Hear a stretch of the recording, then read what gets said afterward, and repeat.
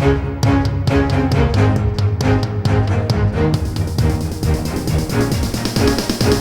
is the Washington Times front page for Wednesday, May 12th, 2021. Thanks for joining us. I'm George Gerbo. The cyber attack that's knocked out Colonial Pipeline's capabilities tops our headlines again, as major attacks on infrastructure technology have grown bolder, while federal agencies and authorities figure out what tools they have to combat them. Ben Wolfgang and Ryan Lovelace report the FBI has attributed the Colonial Pipeline attack to DarkSide ransomware. The attack has been felt most acutely by drivers across the Southeast, who are starting to experience long lines at gas stations. AAA said the shutdown will exacerbate gas prices that have already climbed 6 cents over the last week. The cybercriminals behind the hack are believed to be in Eastern Europe, and the Biden administration said the attackers look to be a criminal crew instead of a government. There's no proof that the Russian government explicitly ordered the attack on the pipeline, but President Biden's made clear the hackers and the digital weapons they use appear to be in Russia. Russia's interference in U.S. elections, expansion of online propaganda campaigns in Eastern Europe, and the recent Kremlin-backed SolarWinds hack of U.S. computers have all occurred within a decade after the Treasury Department began leveling cyber-related sanctions against Russia. The United States has leveled more than 140 targeted economic sanctions over the last decade against Russian individuals and entities for hacking and other cyber crimes.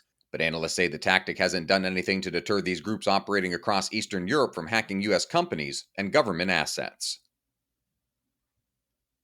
In California, Governor Gavin Newsom is crisscrossing the Golden State for a week-long unveiling of his California Comeback Plan, a $100 billion spending proposal that includes a $600 direct payment for nearly 80% of all California workers. Valerie Richardson reports the payments are fueled by a $76 billion budget surplus and $27 billion in federal pandemic recovery funds.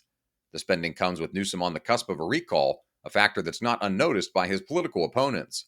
The recall campaign has amassed 1.7 million signatures, well above the 1.49 million required to place the governor on the ballot. But the still unscheduled special election is likely months away, giving Newsom plenty of time to win back voters that are upset at his job performance, including his strict pandemic lockdowns. A reminder that you can find all these stories at WashingtonTimes.com/front page. Don't have access yet? Visit WashingtonTimes.com/George to get 25% off your annual subscription.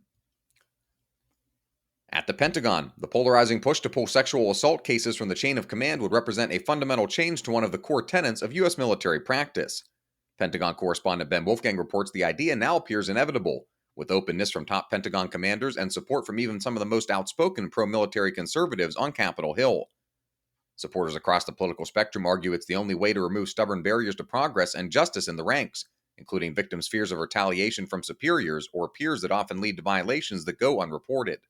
That dynamic squarely in the public consciousness after the death of Army Specialist Vanessa Guillen, who was killed by another soldier at Fort Hood, Texas in April of 2020. She reportedly told family members she'd been sexually harassed, but feared reporting it.